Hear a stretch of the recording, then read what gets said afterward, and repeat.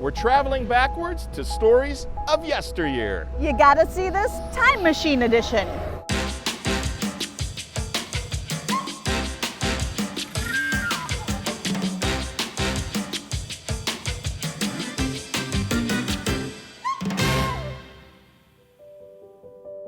You know, one of the things I love about Central Illinois is that you can take all sorts of day trips in all directions and always find fascinating stories about local history. Well, that's exactly what we did. We went to Fulton County and talked to historians about a World War II effort in Central Illinois that really made a difference, called Camp Ellis.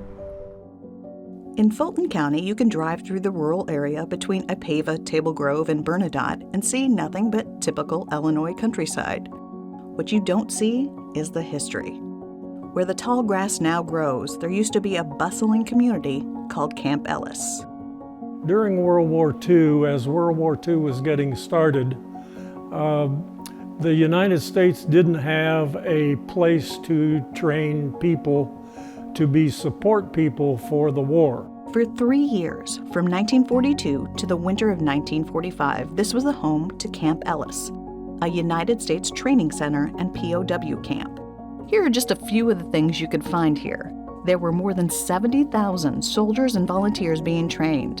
Over 2,000 buildings, including libraries, 4 gymnasiums, chapels, and an airport, but most impressive was the large state-of-the-art hospital. It was a 1,500-bed hospital. It was probably the largest hospital at the time in the country, and that could be arguable, I think, but probably was the largest. It was probably larger than any one downstate hospital in Illinois is today. To make way for this modern camp, local farmers had to make sacrifices. 150 families, including the families of Bernadotte. And the people from the government came around with a sheet of paper that had your name on it and the number of, the amount of money at the bottom that you're going to get for your land. And the sheet of paper also says that you have to be gone in 30 days. You can take your house, your barn, your cows, your corn, anything that belongs to you, you can take with you. All we want is the dirt, but you have to be gone in 30 days. That made a lot of people unhappy, but there were more people who were tickled to death because they had jobs. Julie Turstrip's family was one of the families that had to relocate very quickly. So they had been here over 100 years at the time that they lost the land to the camp. But they were never angry or bitter about it. My dad was 7 and my uncle would have been 10 at the time. And my grandparents always said, well, our boys weren't old enough to serve, our nephews were, but it was our way to help the war effort. Those families gave up their land so that people could be trained in many fields, including engineering, bridge building, nursing, and other support people for the soldiers that would help in our World War II efforts. Oh, the pictures that I showed you of the quartermasters are, there are 3 guys in one foxhole, and they dig a little trench on the outside, line it with a pup tent, and they're mixing bread dough. And then the other picture, and these 2 pictures were actually taking out there, that they were done during the training. And 3 other guys have dug a hole in the side of the hill, and they put a fire in that hole, and they're baking bread in the hole. And that's kind of an amazing thing when you look at the pictures. And what made it even more amazing to me was that shortly after I got the pictures and I was reading about it, I read that the quartermasters trained at Camp Ellis, they went both to the Pacific and to Europe, and it was estimated they baked 91 million loaves of bread after they left Camp Ellis. These 3 over on this side, this is father, mother, and son. Son Clifford Butler was in World War II, and this uniform is actually in that picture, and it's at the hospital in the camp. It also became an internment camp for prisoners of war. They put them on empty ships, and they came back to the United States. Then after they got here, we didn't have any place to put them either. So they did bring them to Camp Ellis.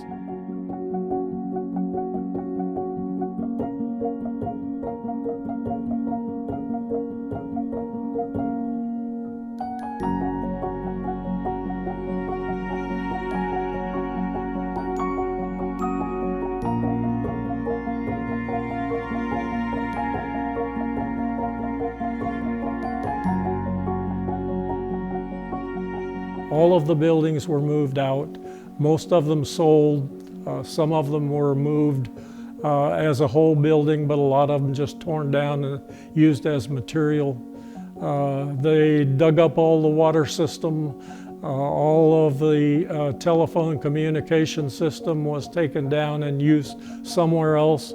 Today, little is left to mark the place where 125,000 servicemen were trained and 5,000 prisoners of war were held. Just 2 water towers and a heavily graffitied rifle range. But the lessons from history have not been forgotten. I think it's important for a community to understand where they came from and to see what they did to contribute to the war effort.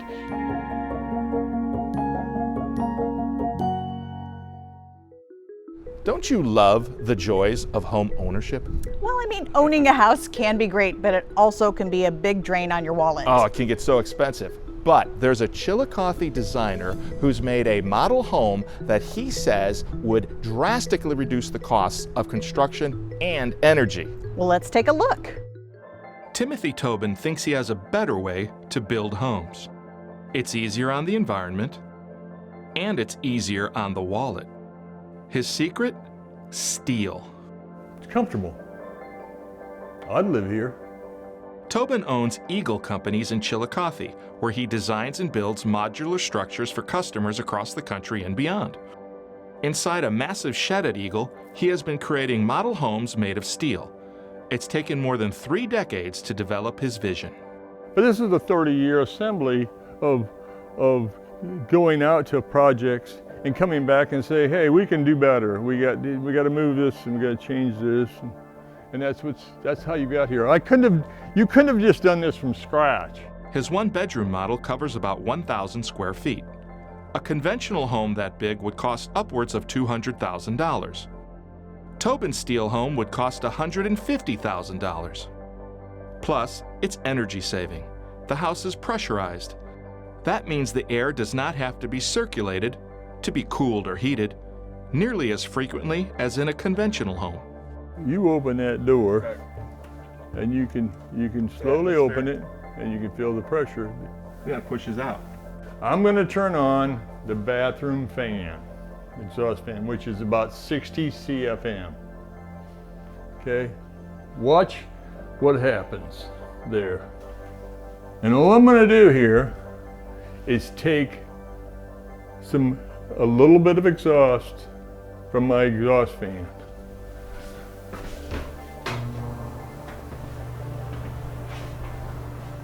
That's how sensitive this building is. The pressurization helps reduce energy costs. With a steel home, that could be 70% less than in a conventional dwelling. This is a fraction of the energy. Tobin says he could build this sort of home in Chillicothe and transport it any place in the continental U.S. Because I can move this in 2 sections. Like this is 12 foot wide, 44 foot long. That's 1 truckload. That's the maximum length I can put on a truck. Width-wise, height-wise, all things included. We've learned to maximize our trucking and our freight cost. Still, the house is strong enough to withstand the world's most challenging climates. I can put this thing on the North Pole, 4-foot snow loads. And it could hold up to tornadoes and other natural disasters. Absolutely. It stand up to a seismic earthquake at level 4. It has to. The outside need not be only steel. Traditional looks are possible too. You can put anything on the exterior. You can go back to a brick facade. You can go back to a stucco facade. And he's working on a second model that uses less steel for the interior to create a more traditional look. But this is our conventional interior. So we're now moving back to conventional drywall, mud, tape, latex paint, flooring. Here we're going to have shiplap, pine shiplap. Why hasn't steel caught on with residential housing? In part, Tobin blames fear of change. Building steel homes requires new skill sets and knowledge. Steel is not easily assembled. It takes skill. It's not a carpenter. It's not the simplicity of going to Home Depot or you can't go there. This is a piece of equipment. But he says construction methods have to change to save the environment, an issue that turns him emotional. And I want you to learn how to save your energy. I want to teach you that. This is a platform I want to show to the colleges and to that generation. Don't be scared of this. Don't be scared. We can get here. Not only does his design save energy, but the steel is carbon-free, and the other building materials also are friendly to the environment. And we got to use countertops that aren't granite and they're not a cold sink. We got to use pine instead of particle board. There's no pine or particle board here. That's taboo. We've got to use vinyl siding from Italy that's virgin. This has no chemicals in it whatsoever. We got to slow down. We got to start respecting what God's given us here on this earth. We all got to live here to the end of our natural life. I don't want to live I don't want to live with 120-degree weather. I don't want to live with minus 20. I've been in both environments. I don't want to live there.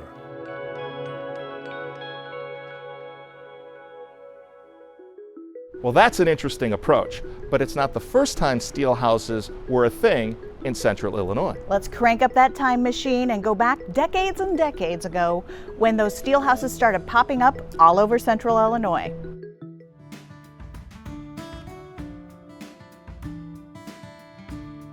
With steel, R.G. Letourneau helped revolutionize the world with earth-moving machines. Then he tried the same with housing. Just after the Great Depression, Letourneau created newfangled steel homes in and around Peoria. The mini boom here might have exploded far beyond central Illinois, but a war got in the way. Still, the steel homes give a glimpse into Letourneau, the working man's innovator. R.G. Letourneau was a fascinating man, very little education. A Vermont native, he bounced around in his teen years to take jobs as a machinist and otherwise work with his hands. He eventually made his way to California, home to the Holt and Best tractor companies. He learned how to work on those tractors. He took odd jobs, used a scraper to clean out an area for somebody in California, became fascinated with the machinery. He built his own scraper simply by welding it. In 1925, the Holt and Best companies merged into the Caterpillar Tractor Company, setting up shop in East Peoria. In 1935, Letourneau followed. He set up his factory in the area where the Avery Tractor Company had been in North Peoria. And things went well from then on. Well, for the company, but not all of the hundreds of employees. Letourneau noticed that many workers did not have a decent place to live. Post-Depression, housing was critical. There just was no housing. He and his wife had 5 children, but they had a large home, and he opened his home to 19 of his factory workers who had nowhere to live, and said in his autobiography that it wasn't really too bad during the week when everybody was going to work, but it got pretty crazy on the weekends. He decided that if he could build all of this construction equipment that he was building, he could build a house. And so he developed this home that he made with 4x8 steel panels. They were double-walled, had vermiculite insulation in them, and they were welded together. There were 2 main models that he offered. One was 24 by 24, one was 27 by 27. We are in a 24 by 24 today. Letourneau built about 150 steel houses. Glowing brochures touted their efficiency and amenities, including a rudimentary air cooling system. You didn't have to repair wood. They were very airtight. They were waterproof. There was just nothing that you had to do once the house was put together. Steel just held up. Steel just held up.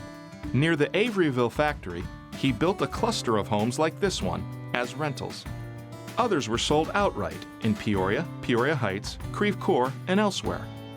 Home buyers provided the lot, and Letourneau provided the house, all of it cheaper than a traditional wood-framed dwelling. You're in this lovely home that's very livable, probably much better designed than many, and its bathroom is quite large. Kitchen is nicer than many alley kitchens, and a very comfortable home. Letourneau sold his plant in 1953 and went on to other ventures elsewhere. The Averyville site changed hands multiple times over the years and now is home to Komatsu America Corporation, which makes mining trucks there. Meantime, over the years outside the factory, an original steel house languished. In 2016, Komatsu turned it over to the Central Illinois Landmarks Foundation. Now renovated, the steel house is a jewel at the Wheels o' Time Museum near Dunlap. When they come in, it feels like they've gone into their grandmother's home. And of course, they're amazed at the fact that it is steel. I think the fact that it's comfortable and warm is what most people are impressed with. 3 words you don't typically hear together are alpaca, beach, and party.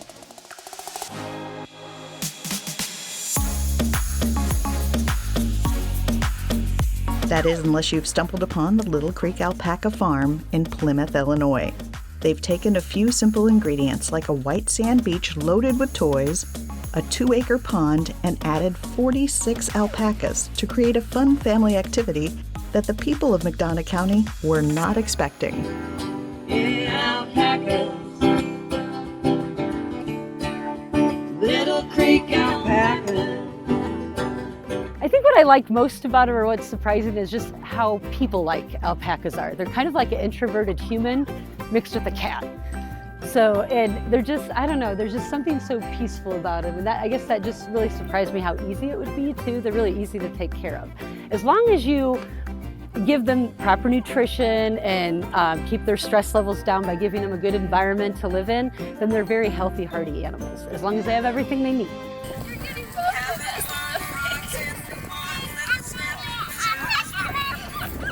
Families from all around are eating up this fun and wholesome activity. Pretty much everybody, I would say the younger people, the elderly probably appreciate them the most. Like, I'm really excited to have Good Shepherd Nursing Home come out because I think they'll be really excited to get to experience them and feed them. But yeah, the kids especially.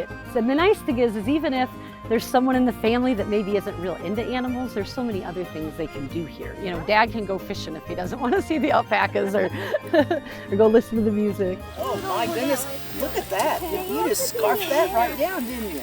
You want some more? Over there. It looks more like a festival than a farm on the days when Lindsay Moore hosts her free alpaca beach parties. You can participate in arts, crafts, music, or buy alpaca products. But most importantly, people of all ages are having fun everywhere you look. Usually they're just like, whoa, I can't believe there's an alpaca. You know, most of them are pretty excited and think it's really neat. There's a few that are kind of scared. These fluffy friends are typically raised for their fiber that is woven into lots of clothing and products, but more, she does it for the love of the animals and as a tribute to her best friend, Sunny. She was peacefully passing away at age 87. I met her on top of the mountains when I was 15 and we wrote letters ever since. And it was COVID, so I couldn't go see her. And so I called her and told her I had this idea. I said, her name's Sunny, and I said, Sunny, you know, I'd love to come see you, but with COVID and everything, it's just gonna be hard. And so what I'd like to do is the money I'd spend on a ticket, I'm gonna build this beach in your name for all the kids. And she just thought that was wonderful. That's why she keeps the admission free and the smiles coming. I guess what I really want them to leave here with is just a sense of joy. Sunny always had a sign that said celebrate kindness. And that's one thing about these beach parties. We get so many kids, and all the years we've done them, not once have I heard an argument on the beach, have I heard a kid yell at another kid, and I just think it's a place of peace, and I just hope that they continue to be kind to their peers and to other kids and act like it's a beach party every day, I guess.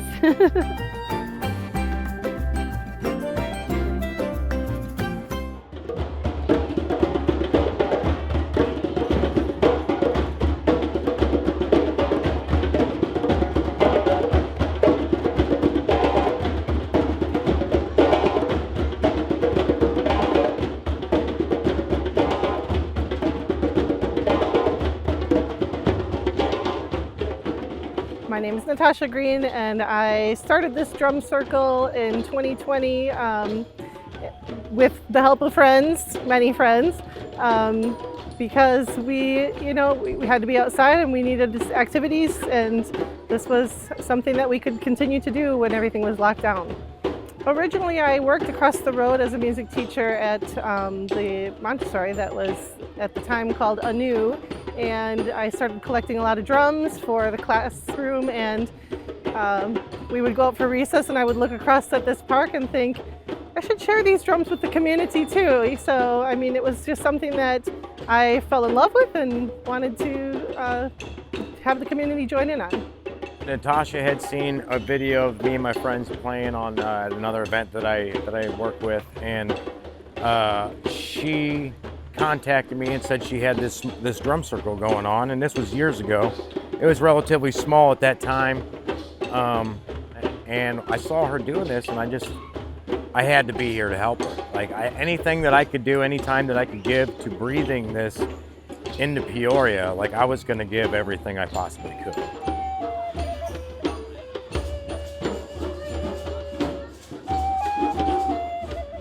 Obviously brings in a lot of people. There are people here from Chicago tonight. There's been people here from Iowa. There's been people here from all over the place. So I think that it's important to our community, but beyond as well, because there aren't things like this in most cities. So I think the other thing that's really important is I see how important it is to little kids. They come into this and they're just free, and you just see them invigorated and alive, and the energy is just amazing. I mean, in all ages, but especially with kids, and they dance and they're free.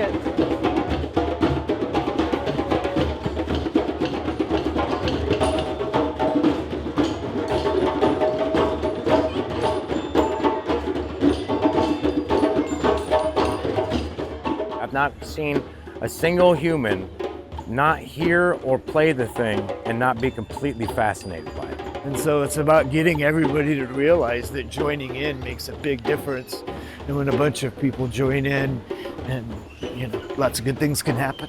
You can stand in one place and watch every walk of life in a very literal sense. I mean, you have people from their 90s all the way down to 9 months, 9 weeks even, you know what I mean? And like, there's so many things dividing this world right now, and this is definitely not one of them. If you let yourself loose and enjoy yourself, you're gonna have fun. I love drumming, and I also just love this event, so yeah. I think what I usually say is if you've never played an instrument before, you should definitely give it a try.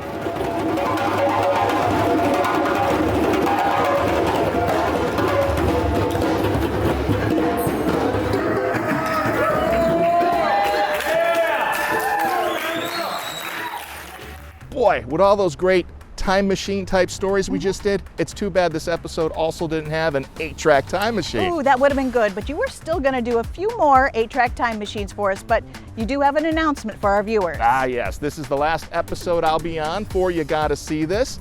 It's been a great time. Thank you all for joining me and Julie, but the good news is...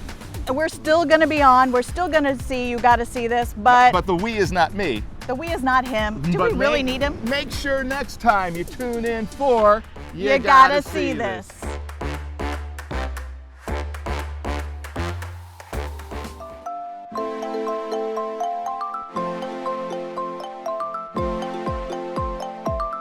You gotta see this. Arrgh. The elephant. Wait, these guys are gonna eat us. I think we're gonna go down their big mouth. I'm right here. Now my head's stuck. Someone get my head out of here. I feel like poop. Stroking the long cat. Oh, that's right. We need that long cat. Everybody wants a thrill.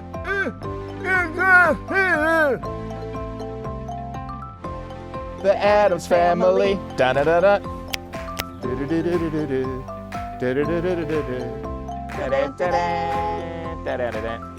Tastes like, I imagine this is what a shoe might taste like. We ain't blowing no bubbles with this gun.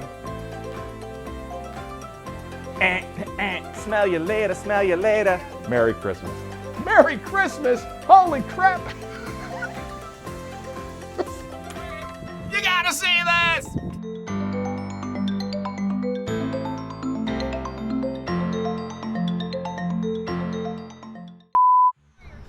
fine. You're Ah. Ho, ho, ho. It's Mrs. Claus. 3, 2, 1. One of the great things about Central Illinois, you can take short day. It was Mrs. Claus was in the back.